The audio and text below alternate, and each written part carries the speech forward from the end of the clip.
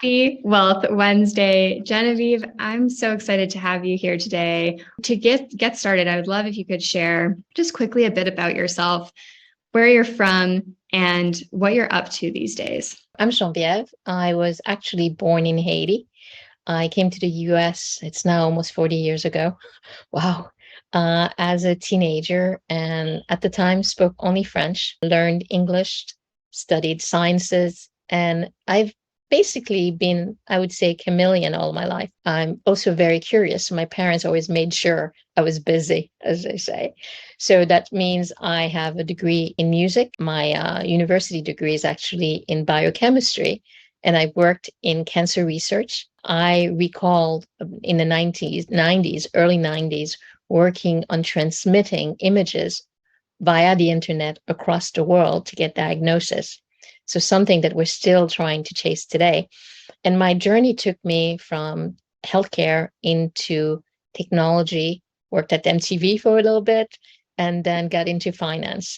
And I have been lucky in terms of finance in that what I did was always try to look at processes and how I could change the process to meet the need of everyone that was touching it, or get from them what's the issue and how we would be able to help them. For the audience to just have a bit of a preview of your professional background, which has really been diverse, everything from Chase to Hewlett Packard to General Electric, and then, very quickly moving into this world of blockchain. And so before we get started, I would love to share with everyone here, do you remember what your first ever investment was and what got you started? If I say in crypto, it was for the purpose of understanding, because I said I was very interested in the technology, but not from an investment. It was more, how does money move in the crypto world? But I will put my hand up. In the 80s, I was one of those first people who jumped into these online investment. I still have my holdings. I did buy Microsoft years ago. The last few years, unfortunately,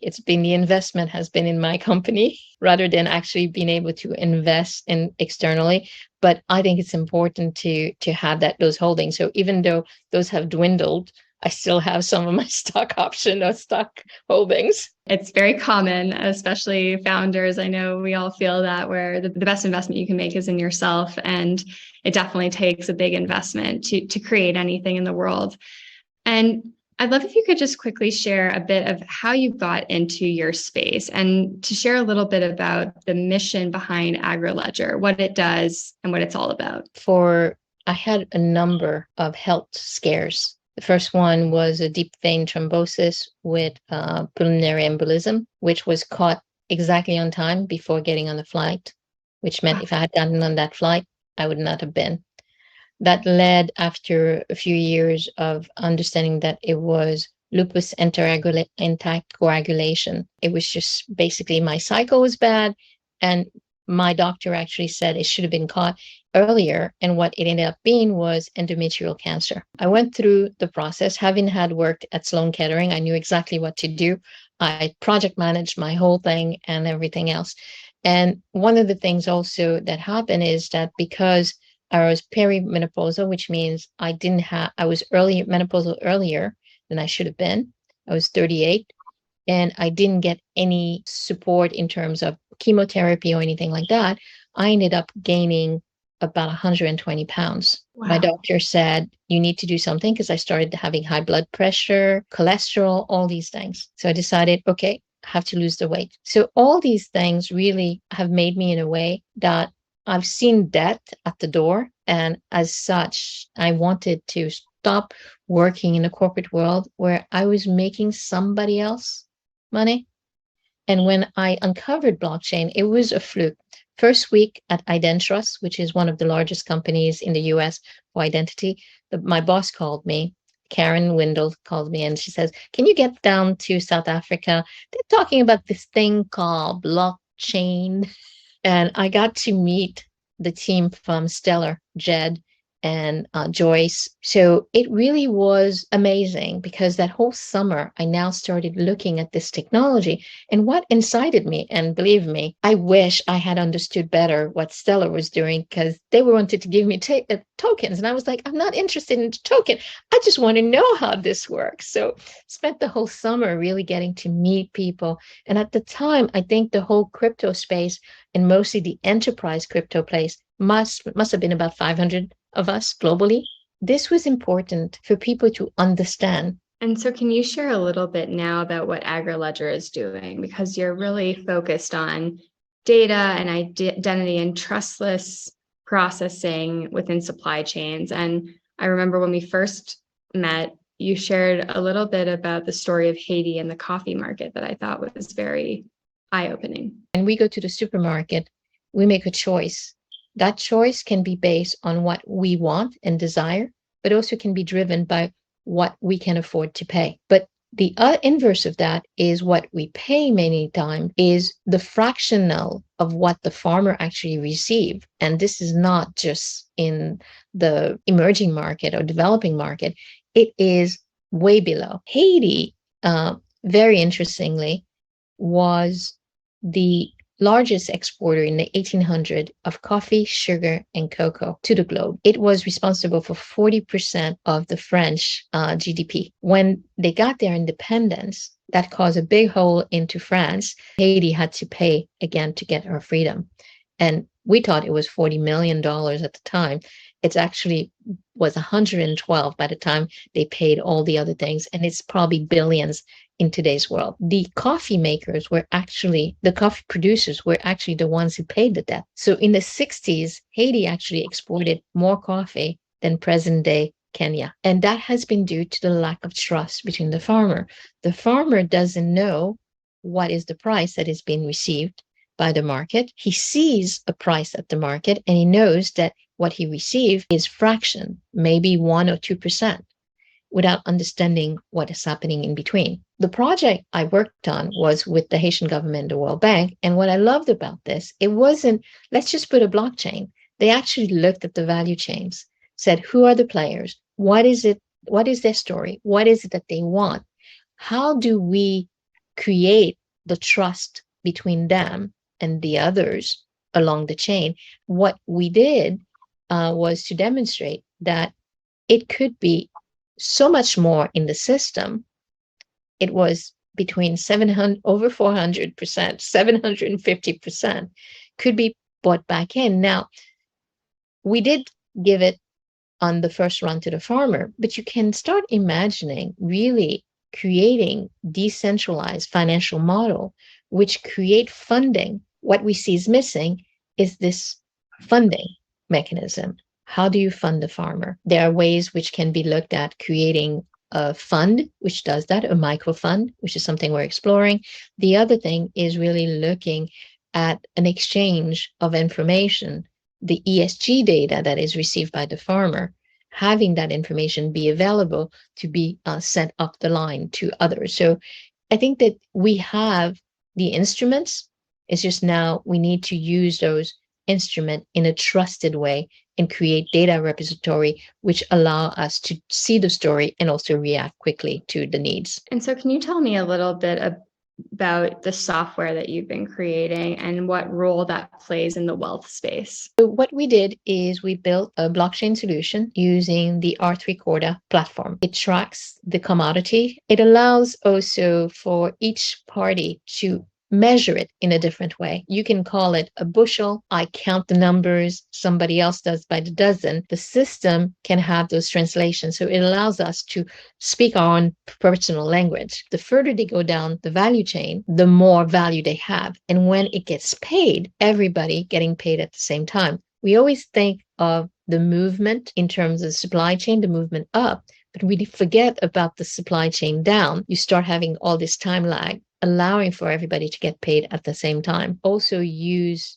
something called Twilio to basically send SMS messages, because the key was we didn't need the farmer to have a smartphone. We just needed him to have a phone that he can be communicated to. Gets a message telling him, your goods have arrived in the US. Your goods have sold. This is how much money you're receiving. So it is really what I would say a wealth builder for them, but in a way that allows them to make those choices and to understand, and also to say how hard will they work. Do they want to make more money? They understand clearly what the rewards will be, or do they want to take it easy? Then they also understand what they will receive. So we are actually moving the barriers to now the farmer. So when we started this, there was a view from the government of Haiti that they wanted to protect the farmer. What's something exciting you've learned that you would want others to know? If you'd be open to sharing a bit more about just the experience that you've had that you would want others to know of what it feels like to be a female business leader in a world of avatars, and some of the experiences you've had in the process of building this business that have been challenging. I am very happy and I welcome what I would call competition, because competition says that you have the right idea. And if you can have cooperation where you actually collaborate with your competitors, you can actually serve your community better. Most farmers in the world, mostly smallholder farmers, are 40% of the poverty line in most countries. But what I wanted to do was to make sure that they had privacy. And that's something that, unfortunately, in making a choice to actually do this, I couldn't do it and be quiet and do it in the back end. Because if I didn't talk about it, then it wouldn't allow others to understand the pain point that we were trying to fix. Compassionate has a lot of bearing to many of us in our lives. And in doing this, I had to make a choice to be out there, to become a voice. We also have to make decisions, which means we make people mad. And I have unfortunately realized that I've made somebody really, really mad, so mad that it's making them crazy. And the kind of information that they're putting out there and the type of energy that they're putting out there to vilify me is almost scary. I would suggest to others, don't let that deter you, because I know I have built something which is really valuable and has demonstrated the changes that it can make. I feel that deeply, and I am sorry that you have this anonymous bully on the Twitter sphere. It's really scary, and I know quite a few of the people we've interviewed or who are part of the community have had direct targets on their online identity, people posing to be them and harming other people in their community with that false identity. And when it first happens, and I remember the first time it had happened to me, I was so scared. Like, does this person know where I live? Is it personal? How personal is it? What are the repercussions? Who's been negatively impacted? And it is the enemy you don't know that is the scariest, the one where you can't see it or you don't know how or why it's happening. And I agree that it's so interesting how the problem you're solving is around identity and identity and supply chain and trust.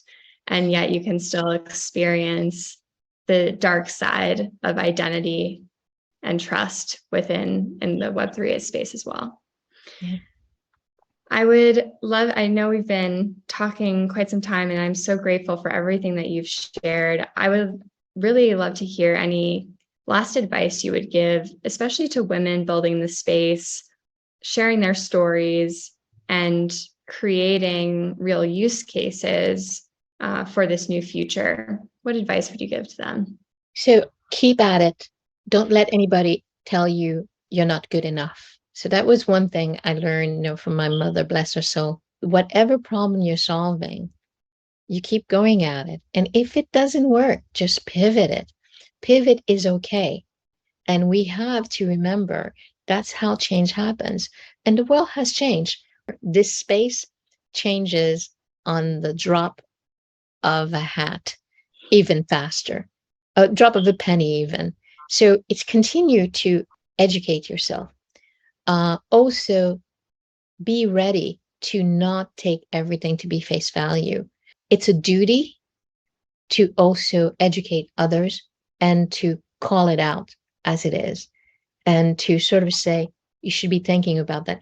which also gives me an opportunity to revise my understanding. And we need to make sure that that education is out there and we empower more women to understand how to do it. Thank you for sharing that and sharing your story. And we talked about this when we were kicking off, that as an individual fish, it can be dangerous out there and feel dangerous, whether it's for your identity or the company you're building or learning a new technology. But in a school of fish, it can feel like a dance and feel a lot more fun and protected and safe. So thank you for joining our pod of fish and for sharing your story and for giving that fair warning of that if someone is targeting you in a way, it means that it's something worth something. It's because there's value there. And how do you find your community and your supports and continue to take the next step in a supportive environment of people who want to see you succeed.